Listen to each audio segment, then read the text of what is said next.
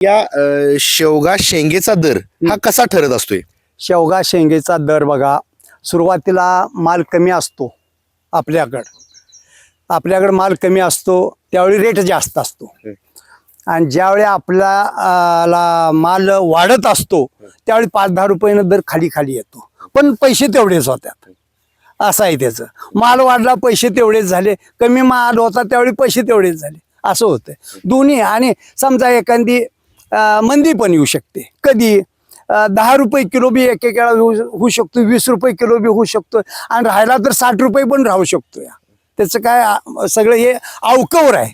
आपला कुठला तरी माल आला 5-10 रुपये कमी येणार मार्केटला, आणि जर नाहीच आला तर वाढणार पण. शेवटी मार्केटवरच अवलंबून आहे आपल्याला मार्केट कसं 3 ठिकाणचं आपल्याला मार्केट मिळू शकते मला. आणि माझं जास्तीत जास्त बसले, माझं अगोदर पाहता जवळजवळ 30-37 वर्षे मी माळवच करतोय, आणि 37 वर्षामध्ये माझं हे सगळं इचलकरंजीलाच मार्केट माझं बसलेलं आहे.